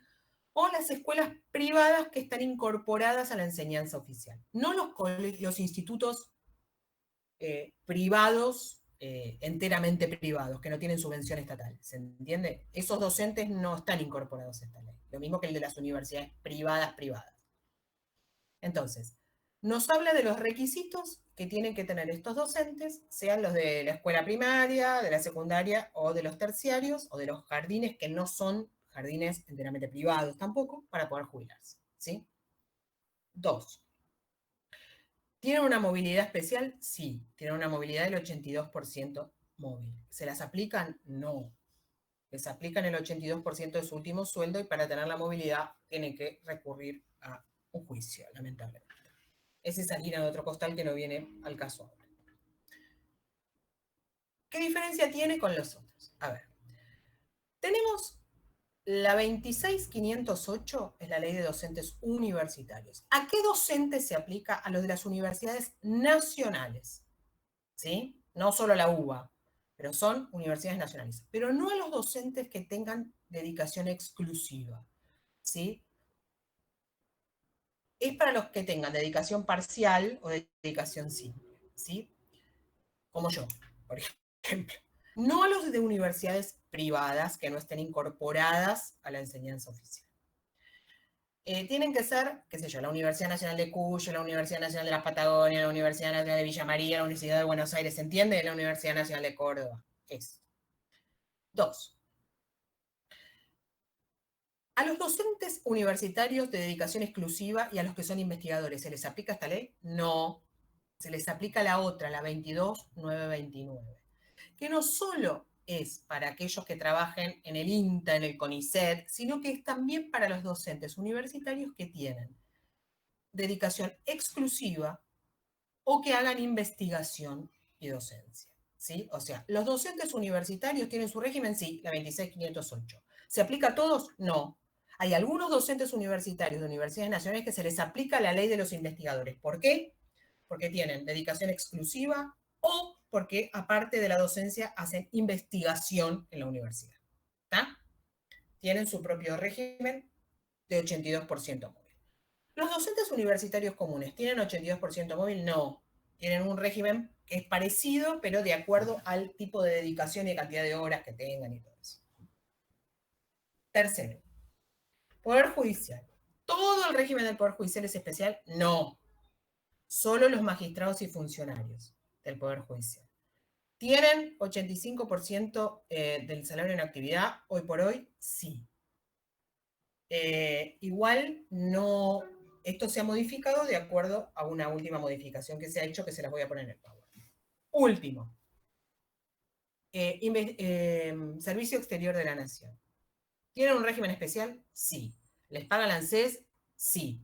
¿Van a seguir teniéndolo? No. Todos aquellos que a partir de marzo de este año estén nombrados por primera vez como embajadores, plenipotenciarios, bueno, ahí lo que dice la ley, entran en el régimen común. O sea, todos los que entran ahora al Servicio Exterior de la Nación y tengan una carrera diplomática que recién comience ahora, se van a jubilar por la 24/40. No van a tener más régimen especial. Solo queda para los remanentes, digamos. ¿Todos estos regímenes especiales aportan más que el resto? Sí, aportan 8% más que el régimen común. O sea, todos los regímenes especiales, que sea por la actividad o sea por la característica de la persona, en vez de aportar el 11%, aportan un 8% más que el resto. ¿Sí? Lo que me importa que sepan son concepto de lo que son regímenes diferenciales, concepto de lo que son regímenes especiales, que puedan saber esta diferenciación entre los aportes, si aportan más o no. ¿Cuáles son las características comunes que pueden llegar a tener la mayoría de ellos? Que me puedan dar ejemplos, ¿sí? De los diferentes regímenes. Necesito eso, no que profundicen sobre cada uno de ellos, no. Sí que puedan dar ejemplos, que sepan lo que son. Los regímenes diferenciales no están fuera de la ley 2441. Se jubilan con menos edad y menos años de aporte, pero eso no quiere decir que estén afuera. ¿Se entiende? Se jubilan por la misma ley, pero con menos años de aportes. ¿Sí? ¿Estamos hasta acá? Porque para mí se me congelaron en la imagen, así que no sé si están ahí o no.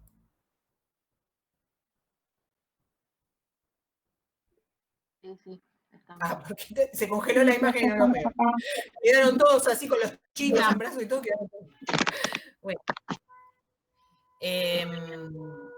Más que nada las características principales. Yo voy a subir, todos Bullrich me dicen acá.